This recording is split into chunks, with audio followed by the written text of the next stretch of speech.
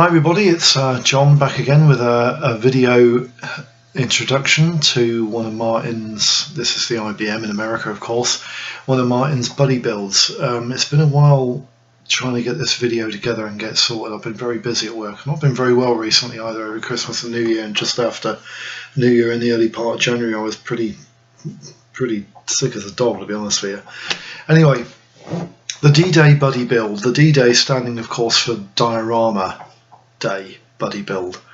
The models have to have something to do with D-Day, the 75th anniversary of D-Day of course being this year, and I wanted to do something run-of-the-mill like a lot of other people may be getting stuck into, and also wanted to try and do something a little different. So I'm hoping to try and get 2 different dioramas into this buddy build this year, and hopefully I can get them done and sorted in time for the deadline date, which I believe is the end of May. I believe it's the end of May, correct me if I'm wrong. Anyway, what I wanted to do first of all, the first diorama, I'm going to comply with the rules first of all. That's the time and date. Yes, it's very early in the morning. I've just finished work, and hopefully I'll get to bed as soon as I've done this video.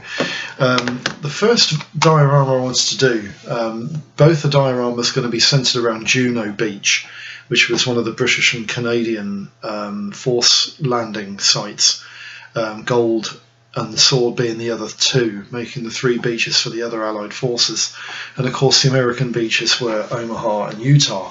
But what I wanted to do for this particular diorama, I'm going to build one of these. Martin, yes, this is the really ancient, god-awful Churchill Mark 7 tank that Airfix produced in the late 50s, and yes, it's it's a Palitoy release. Interesting. Anyway, I'm going to be building one of those Series 1 Churchill Mark 7 tanks. This tank hopefully is going to be coming up an exit ramp off the beach. I'm just going to quickly show you that the kit has been unstarted. That's the contents of the bag, nothing touched there, the tracks are all included, instructions are all included there. A couple of bits off sprue, but I haven't actually checked, I haven't even checked this kit to see if it's all complete. I believe it is, but it's all sealed in the bag anyway, so that's all raring to go, nothing touched, not touched by human hand there, Martin.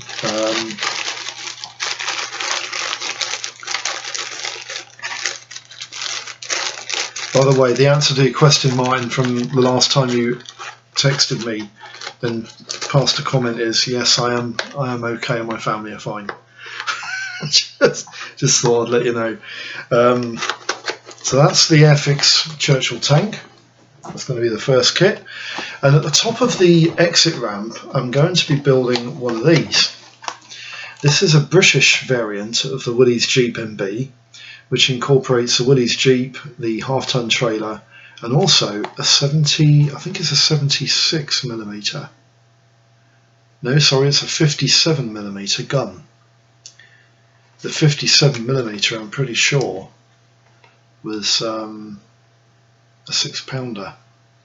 But this is a brand new model released by Hornby Productions, parent company to Airfix. It's a starter set. It's got nice, those god-awful acrylic paints in there. The brush is usually quite good, and the glue is usually okay. So what I want to do quickly now, I'm not going to go pedantic with this. I'm just going to open up. Whoops! I'm just going to open up what I've got inside here. This basically, I've got some plans. Whoops! Upside down. Got some plans there. The sprues are all on the kit. They're all sealed in the bag. Haven't opened those up at all yet. There's a brush in here somewhere. There's a brush. Bingo. And at the bottom of the bag, the bottom of the box, sorry, there's some decals there as well. I'll be doing an in-box review on all of these kits, so there's going to be a bit more here to see. And there's the paints. Again, I haven't opened this bag. It's all fully sealed paints and a brush there, raring to go. So that's brilliant. That's fine. So that's that kit. And what I'm going to be doing with my second diorama is hopefully a little bit unusual and a bit different, because I'm going to be building a ship. Yes, Martin, you heard that right, a ship. The Royal Navy actually sent a number of warships, quite a lot of destroyers, but they sent around about 4 or 5 capital ships to support the Normandy invasion. And the 4 major capital ships that they utilised 2 battleships in the form of HMS Nelson and HMS Warspite. HMS Warspite was the ship that actually fired the opening round of the Allied forces in D-Day, when she fired and commenced her bombardment of the British and Canadian beaches at 12 to commence, D-Day. She opened the firing round. But the ship I'll be building isn't Warspite or Nelson. It's this baby. I'll be doing a diorama comprising HMS Belfast, and HMS Belfast was joined in the support of the Juno and the Sword beaches by another cruiser, HMS Devonshire.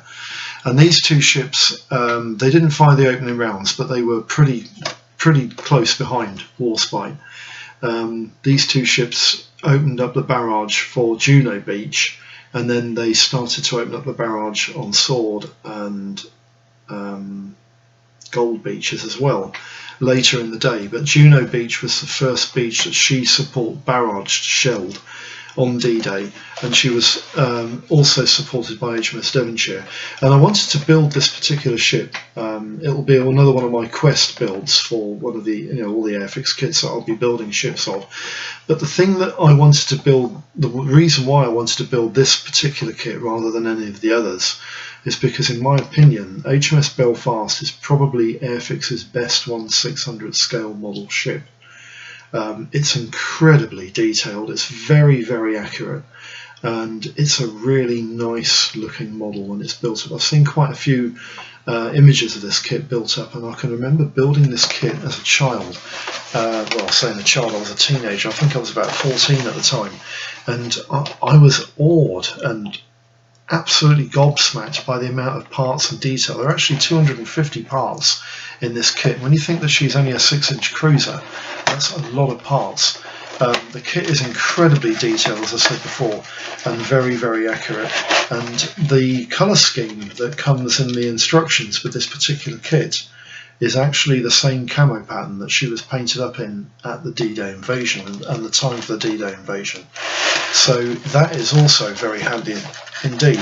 A lot of people don't realise that Belfast actually had a sister ship as well. She had a sister ship called HMS Edinburgh that was sunk earlier in the war, that never carried a camo pattern. She was always painted in light battleship grey. And I've actually got a second Belfast model that I want to build Edinburgh out of, which would be an interesting project as well.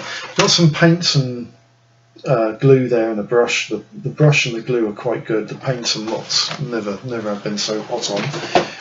Instructions, there's no decals for this kit whatsoever. The instructions are all here. I have opened this bag up just simply to check to make sure that the parts are all there, because this is the one I'll be doing my inbox review on, and I've done most of the research on it already. But basically that's all the parts. You can see, Martin, that nothing's been touched. Hull halves are still separate, the decks are still separate, everything is still raring to go. So that kit is definitely untouched by human hands and will probably be commenced sometime next week. So that's basically my intro video for the D-Day buddy build. I hope this video has met all the requirements for the rules and regulations that go with it, as that make these buddy builds fair and square. And I like the idea that you have to prove that you haven't built this kit 3 years ago or whatever. I think it's a really good idea. So once again, thank you very much, Martin, for inviting me. Thank you for holding this buddy build. I'm quite excited about this. I've spoken to one of my subbers who actually has got quite involved with a number of your buddy builds over the last couple of years that I've noticed. And that's Bill. And Bill has suggested to me that a lot of my models could do with a diorama. Well, I've never built a diorama in my entire life. They frighten the shit out of me. Right, so hopefully I can come up with some sort of feasible diorama, especially for the land-based unit, with covering the exit off Juno Beach. But the sea-going diorama should be more straightforward and easier to accomplish. The only issue I've got with it is that obviously I'm going to have to sink the lower half of the hull below the waterline of this model into the plaster prior to having it set and everything ready to paint. But I've had a look on the internet to see how that's done. It doesn't seem to be too bad. So hopefully everything will go fine and dandy, and hopefully I can get stuck into some of this stuff before the deadline dates and everything. So once again, thanks very much, Martin, for inviting me. Thanks for holding this buddy build, and I hope I can do it some sort of justice. Bye for now, lads. Bye-bye.